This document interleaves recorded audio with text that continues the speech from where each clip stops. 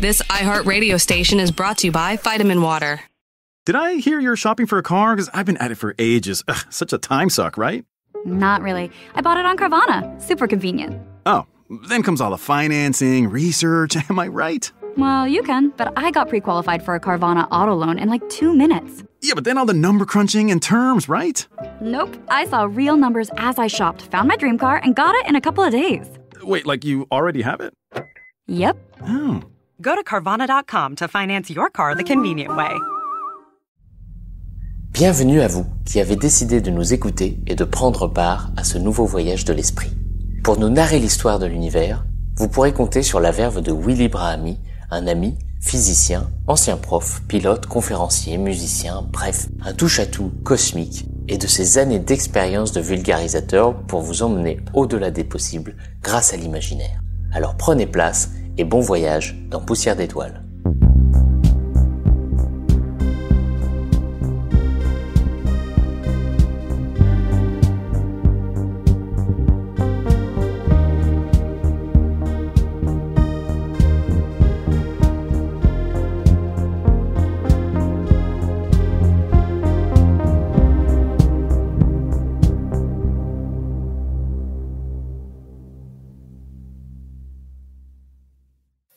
Bonjour Maxence, bonjour tout le monde.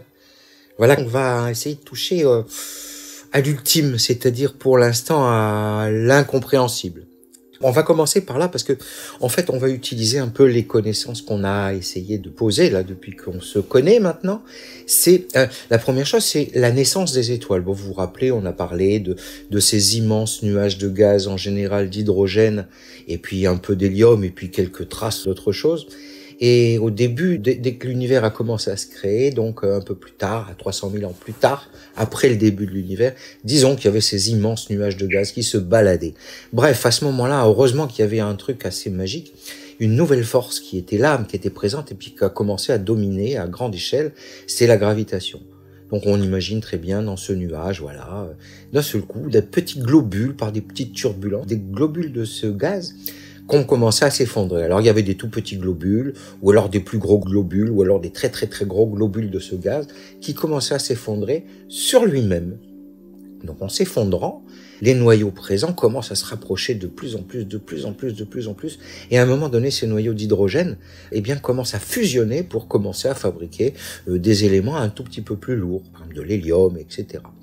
Bref, à ce moment-là, la température s'est mise à monter terriblement et la pression s'est mise à monter aussi terriblement. Ce qui fait que d'un côté, la matière s'effondrait et de l'autre côté, en chauffant, une pression apparaissait et contenait un peu l'effondrement gravitationnel et un équilibre s'instaurait. Voilà, on avait donc là la naissance d'une étoile, cette grosse boule incandescente et très très brillante, voilà, qui était tout à fait stable. Alors, certains des globules de départ peuvent être extrêmement gros. Alors ceux-là, ils vont avoir une durée de vie courte. Et puis des globules, un petit peu, de petits nuages, des morceaux de nuages qui s'effondrent, de masse un peu plus légère, disons. Et bien là, ça s'effondre en faisant des étoiles qui vont durer un peu plus longtemps. Donc elles ont, quoi qu'il arrive, une durée de vie. Et en plus de ça, on peut très bien imaginer un petit peu que pendant toute la vie d'une étoile, il y a une bagarre terrible entre l'effondrement dû à la gravitation et la pression qui compense tout ça. Bon, quand c'est stable, tout va bien, tout est égal, rien ne bouge, tout se crée tranquillement, l'étoile vit. Mais le problème, c'est que à un moment donné, il n'y a plus assez de combustible, on va dire, si on peut appeler ça comme ça. Et là, à ce moment-là, il peut se passer des tonnes de phénomènes. C'est-à-dire que d'un seul coup, eh bien, puisqu'il n'y a plus de combustible, la pression diminue. Étant donné que la pression diminue, la gravitation va gagner, l'étoile va commencer à s'effondrer. Et par exemple, pour notre étoile, on va parler de notre étoile, à un moment donné, dans 5 milliards d'années à peu près, il n'y a plus assez d'hydrogène pour se transformer et dégager de la chaleur. Et puis, d'un seul coup, eh bien, c'est la gravitation qui gagne dans un premier temps. Donc, les couches externes de notre Soleil vont s'effondrer vers le cœur du Soleil. Et elles vont rebondir parce que dans le cœur du Soleil, la pression redevient un peu plus grande et ça recommence à compenser la gravitation. Mais en attendant, les premières couches rebondissent sur ce noyau un peu plus stable et commencent à se barrer autour. Et là, on a ce qu'on appelle une nébuleuse planétaire. C'est ce qui va se passer pour notre Soleil. Donc, il perd ses couches qui vont s'étendre très très très loin, qui vont englober toutes les planètes, et puis ce grand nuage va se dissiper. En son centre, le petit noyau qui reste, il s'effondre et on va appeler ça, pour notre Soleil, il va se transformer en naine blanche.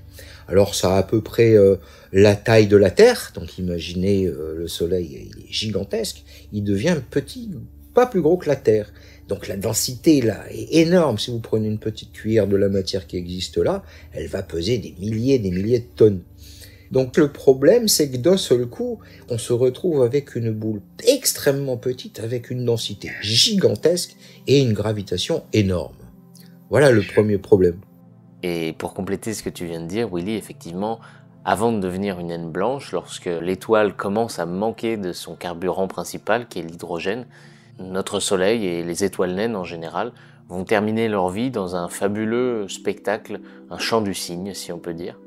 Enfin, fabuleux, ça dépend pour qui, parce que la fin de vie de notre étoile signifiera également aussi la fin de la vie sur Terre, s'il y en a encore, dans quelques milliards d'années, comme tu l'as dit, Willy. Et donc, comme tu le disais, l'étoile fournit lumière et chaleur grâce à la réaction de fusion qui se passe en son cœur. Mais l'hydrogène, il n'est pas illimité, comme tu l'as dit, il s'épuise, alors le noyau de l'étoile va se compresser sous l'effet de la gravité, jusqu'à ce qu'il fasse si chaud, et la pression soit telle que ce sont à ce moment-là les noyaux d'hélium qui vont eux aussi se mettre à fusionner et produire d'autres éléments plus lourds. Ce qui donne un peu de répit à l'étoile puisqu'elle trouve une nouvelle source de carburant pendant à peu près, dans le cas de notre étoile, 2 milliards d'années supplémentaires. Et grâce à ce nouvel apport d'énergie, et pour des raisons encore qui nous échappent un peu, faut bien le reconnaître, les couches de gaz externes vont rebondir sur le noyau et vont être expulsées vers l'extérieur. Et alors l'enveloppe de l'étoile va commencer à se dilater. Et l'astre va gonfler, jusqu'à devenir une étoile géante qui grossira pour notre étoile, pour notre Soleil, jusqu'à l'orbite de Mars. C'est vous dire, c'est un peu, comme je l'ai dit, un long chant du cygne de notre étoile. Les couches extérieures du Soleil vont s'effondrer sur le noyau qui devient dur. Ça va faire une explosion. D'abord une implosion, puis après une explosion. Donc les couches de ce gaz s'éloignent, forment une grosse bulle, disons. Là, on passe du Soleil à la géante rouge. Rouge parce qu'elle sera beaucoup plus froide qu'au départ. Et donc ces couches vont se dissiper pour qu'il reste au milieu ce qu'on appelle une naine blanche. Et cette naine blanche, qui a encore de l'énergie à l'intérieur, va s'épuiser doucement. Et en s'épuisant doucement, elle ne va plus émettre de lumière visible. Elle va peut-être encore émettre quelques radiations très légères, mais on arrivera à la mort d'une étoile, une mort courante, qu'on va appeler la naine brune. Voilà un peu ce qui va se passer dans notre Soleil.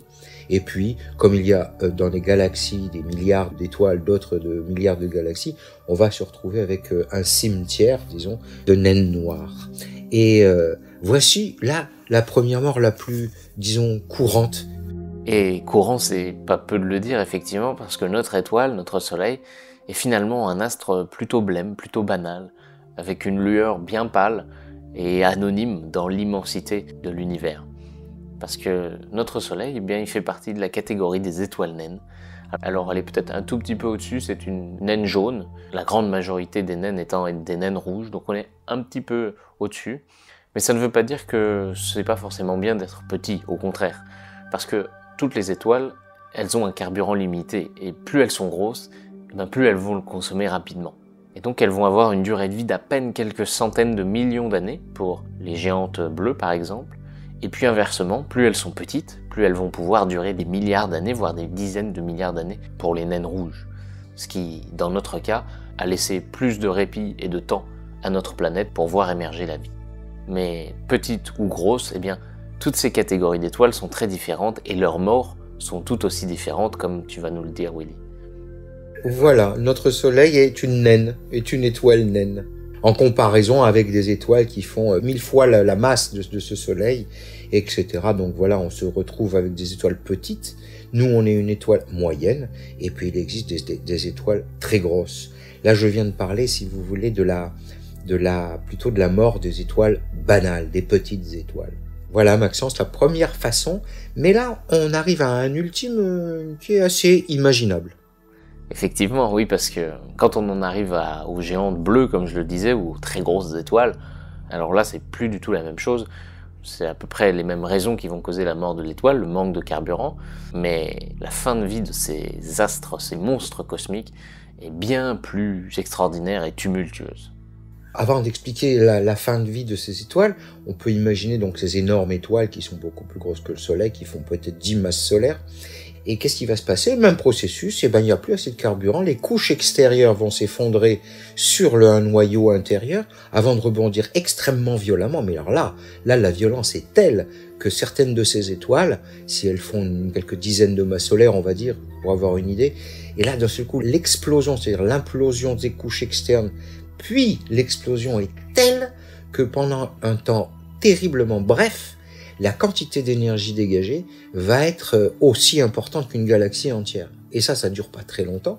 C'est une explosion énorme qu'on appelle la supernova. Là, vraiment, si par exemple l'étoile la plus proche du Soleil, c'est-à-dire Proxima du Centaure qui se situe à 4 années-lumière, rappelez-vous 4 années-lumière, c'est-à-dire c'est une des distances mais hallucinantes. Si jamais cette étoile explosait en supernova, en un temps relativement court, on serait balayé. La violence de ces explosions est assez complètement hallucinante. Mais bon là c'est imaginable. On arrive à imaginer, c'est stupéfiant mais c'est imaginable. Et donc finalement sur quoi a rebondi cette couche? La gravitation a été tellement forte à un moment donné pour vaincre la pression qui existait au début, que d'un seul coup, on va se retrouver avec un cœur, le cœur de l'étoile, qui sera, mais alors là, imaginez une dizaine de masses solaires qui seraient concentrées sur une petite boule de 10 km. Donc là, ça commence à être bizarre. Comment peut-on mettre autant de matière dans une boule de à peine 10 km? On appelle ça une étoile à neutrons. On ne connaît pas la définition exacte, on aura du mal à en connaître les détails, mais en fait, ce serait possible qu'il y ait une couche de fer autour, et puis à l'intérieur, il y aurait beaucoup des protons et d'électrons qui se collent pour former carrément des neutrons. Donc c'est pour ça qu'on appelle ça une étoile à neutrons, et peut-être même qu'au centre de cette étoile à neutrons, il existerait des constituants encore plus petits qui s'appellent des quarks. On n'en a pas beaucoup parlé, mais bon. Voilà un petit peu. Et là, d'un seul coup, on se dit, oula, là, d'un seul coup, l'imagination commence à être un peu débordée. Comment peut-on mettre 10 masses solaires, 10 étoiles de la taille du Soleil, dans une petite boule de 10 km? Là, commence à être extrêmement bizarre. Voilà. Ça, c'est la deuxième mort moins courante, mais assez étonnante. En devenant des étoiles à neutrons, ces étoiles massives vont terminer leur vie en panache, en supernova, qui va expulser toutes les couches externes de son étoile dans une magnifique panache de gaz ionisé. Vous avez peut-être déjà vu ces photos du télescope Hubble. Et comme l'a dit Willy, ce sont des phénomènes tellement puissants qu'ils produisent autant de lumière que des galaxies entières pendant quelques instants. Alors, je vais juste ajouter une petite chose quant à la beauté, mais la beauté dangereuse de ces phénomènes, puisque comme tu l'as dit Willy, il vaut mieux pas se trouver dans les parages. Il s'avère que dans l'histoire de la Terre, il y a eu plusieurs extinctions de masse, et les scientifiques pensent qu'une de ces extinctions, la première, aurait été causée par l'explosion d'une supernova qui était trop proche de nous, il y a environ 359 millions d'années. Et cette explosion d'étoiles aurait en tout cas contribué à la disparition de plus de 70% des espèces animales qui peuplaient la Terre à cette époque. Mais lorsque ces astres sont encore plus gros, des étoiles immensément grandes, alors là, quand l'étoile est en fin de vie et qu'elle s'effondre sur elle-même, il n'y a plus rien qui peut retenir la gravité. Et c'est ce qu'on appelle un trou noir. Alors là, on va rentrer dans le domaine du stupéfiant. Je veux dire, on se retrouve dans un truc qui dépasse l'entendement. Ça fait quand même peut-être quelques dizaines d'années que tout le monde en entend parler, de cette fameuse étoile, le trou noir. Alors on a beaucoup d'informations sur ce trou noir. Avant d'essayer de comprendre qu'est-ce qu'un trou noir, rappelez-vous quand on avait parlé d'Einstein, quand il avait établi sa théorie qu'on avait appelée la relativité générale, qui expliquait tout simplement que finalement la matière tordait l'espace autour d'elle et l'espace ordonnait à la matière la façon dont elle pouvait se mouvoir. Dans cette théorie extraordinairement folle et puis même complètement stupéfiante de sortir d'un cerveau humain comme ça pour essayer de comprendre l'univers entier. Ce qui est déjà ça, c'est dingue. Mais en plus de ça, à travers ces équations, on pouvait prédire l'existence de beaucoup de choses. Vous avez entendu parler de la déviation de la lumière, peut-être, par un trou noir, enfin par une masse quelconque, par notre Soleil, par exemple. Ça a été vérifié. Et surtout, depuis dernièrement, on a vérifié qu'il existait des ondes gravitationnelles, c'est-à-dire que ce fameux espace qu'on avait appelé le vide entre les choses, si vous voulez, eh bien, ce vide était capable de vibrer sur lui-même. Alors là, déjà, on en rentrait dans des notions folles. Comment le vide pouvait vibrer? Et c'était le cas. On a découvert ces fameuses ondes gravitationnelles. Et donc, cette théorie avait l'air de marcher super bien. Et dans cette théorie, il était tout à fait admissible qu'il existait des trous noirs, c'est-à-dire des objets complètement extraordinaires. Alors, pour reprendre un petit peu la description d'un trou noir, d'une façon vulgarisée et puis simple, en essayant de ne pas faire trop d'erreurs dans mes propos, c'est que, voilà, vous avez compris, vous avez pigé que dans ces globules, lorsqu'il y a une bagarre permanente entre la gravitation qui fait effondrer et la pression qui retient l'effondrement. Eh bien, à un moment donné, l'effondrement est tel que plus rien ne retient la gravitation, plus rien ne retient l'effondrement. Donc, il n'y a plus de pression, il n'y a plus rien. C'est-à-dire que toute la matière serait concentrée, mais carrément dans un point, c'est-à-dire dans une dimension nulle. Alors là, on dépasse totalement ce qu'on peut imaginer. Notre cerveau n'est pas capable de concevoir des choses pareilles. On se retrouve avec des notions qui s'appellent l'infini. Alors les mathématiciens, ils adorent ça, l'infini, mais alors les physiciens, ils ont horreur de ça, parce que ça ne correspond pas à quelque chose de mesurable dans la réalité. Donc là, on se retrouve dans la folie pure, c'est-à-dire tout s'effondrerait dans un point. Bon, alors déjà, ça c'est bizarre. Mais autour de... La gravité est telle à ce moment-là, dans cette concentration, qu'elle tord complètement l'espace qui est autour, et la vitesse d'échappement de ce nouveau corps, éventuellement, dépasserait la vitesse de la lumière. Ça voudrait dire que même la lumière ne pourrait pas s'en échapper. Donc, à l'intérieur de cet effondrement, il y a de la lumière qui ne peut pas s'échapper. Il n'y a rien qui ne peut s'échapper. Alors ça dépend, vous avez des mini-trous noirs dans l'univers, qui auraient la taille de quasiment rien du tout. Par exemple, si je veux faire un trou noir avec la Terre, il faudrait que je la comprime dans une petite boule de 3 cm. Imaginez, comprimer la Terre dans un truc de 3 cm. Imaginez aussi que notre Soleil, on veut le transformer en trou noir. Il faudrait l'écraser pour qu'il fasse une petite boule de 3 km. Mais il existe des trous noirs qui peuvent être très très gros. Par exemple, pour vous donner une idée, au centre de notre galaxie, il y a un trou noir géant qui fait 400 millions de masses solaires, mais il est énorme, il est très très grand. Mais alors qu'est-ce que ça veut dire très très grand? Je veux dire c'est cette zone autour du trou noir où plus rien ne peut s'échapper. Si vous approchez, vous allez voir une sorte de disque noir avec la lumière qui tournerait autour. On arriverait même à voir derrière le trou noir, tellement la gravité transformera l'espace, le tordra dans tous les sens. Et voilà, c'est ce qu'on appellerait la taille, c'est-à-dire c'est une espèce de rond ou de sphère autour de ce point qu'on appelle une singularité. Et cette sphère, ça s'appelle l'horizon des événements, c'est-à-dire que plus rien ne peut sortir. Mais à l'intérieur, que se passe-t-il donc ? Je voudrais ajouter une petite pensée, une chose qu'on pense un petit peu dans l'imaginaire collectif, et que je pensais moi-même d'ailleurs à tort, c'est qu'on s'imagine les trous noirs comme des objets immensément denses. Mais en fait non, pas du tout. Ils sont parfois même pour les plus gros, seulement aussi denses que l'eau. Alors déjà, qu'est-ce que ça veut dire? Il faut faire une distinction. Le trou noir n'est pas un objet en lui-même. Comme l'a déjà expliqué Willy, quand la matière se condense jusqu'à un point infime, qu'on appelle la singularité, c'est cette chose qui cause le trou noir.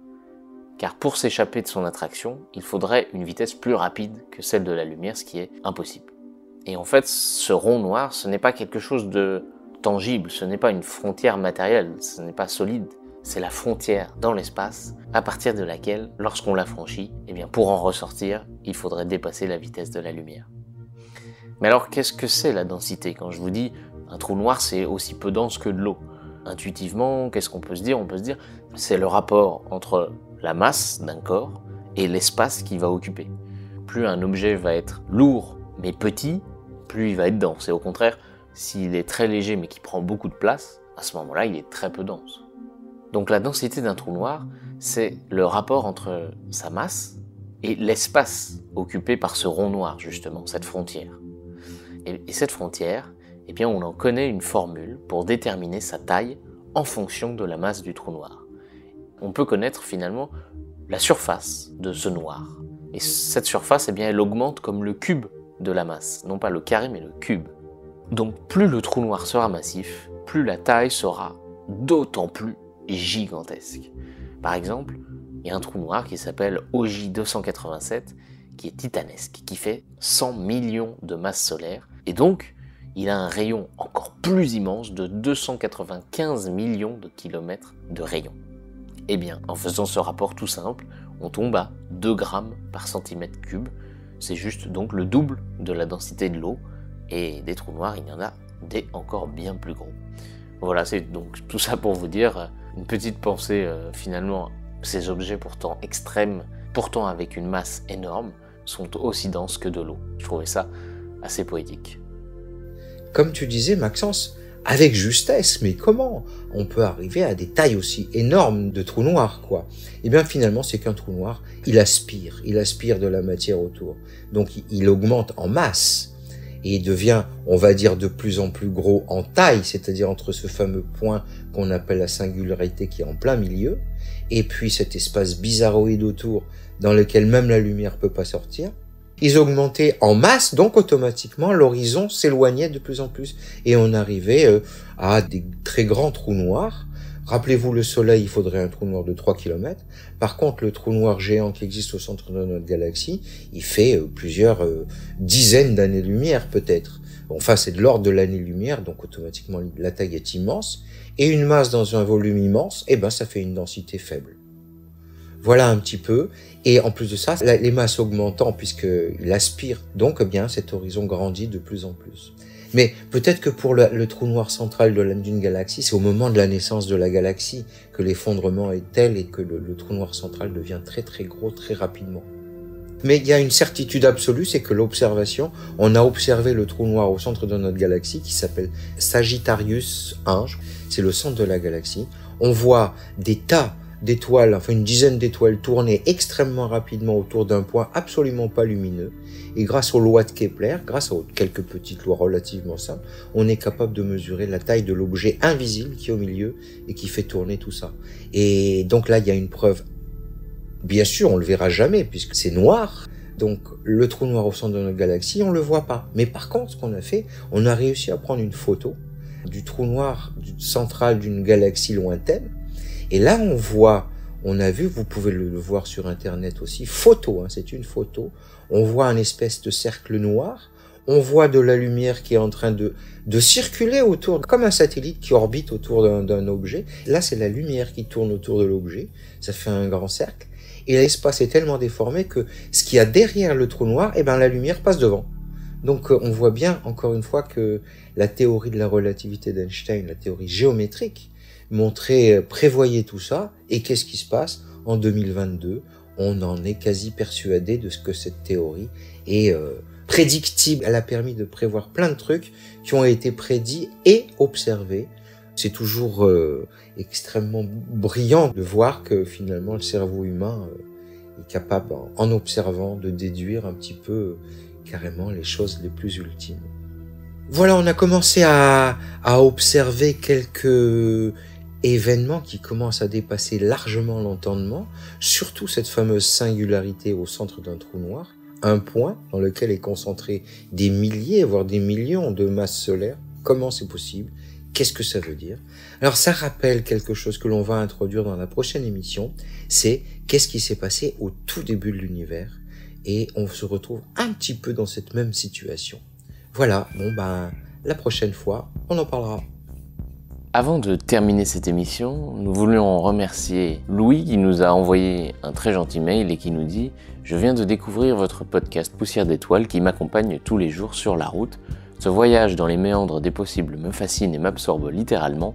Merci pour ces moments exceptionnels. Il m'est rarement donné de tomber sur des perles de vulgarisation scientifique et je remercie votre équipe pour le travail effectué. Simple, efficace et magique, votre chaîne gagne à être connue. Continuez à nous faire rêver. Eh bien, merci beaucoup Louis, de la part de moi et de Willy bien sûr. Ça nous a fait évidemment très plaisir. Et si vous avez envie de nous apporter tout votre soutien, le plus simple à faire et le mieux à faire, c'est sans doute pour ceux qui le peuvent, aller sur iTunes et noter notre émission, ou encore mieux, laisser un petit commentaire, ça prend pas longtemps, et ça permet de mieux référencer cette émission et pour qu'elle soit tout simplement vue davantage et partagée davantage. Et puis enfin, vous pouvez toujours aller voir notre autre émission bien sûr, Mais à quoi ça sert, ou tout simplement vous abonner à nos réseaux sociaux. À bientôt pour un nouvel épisode de Poussière d'étoiles.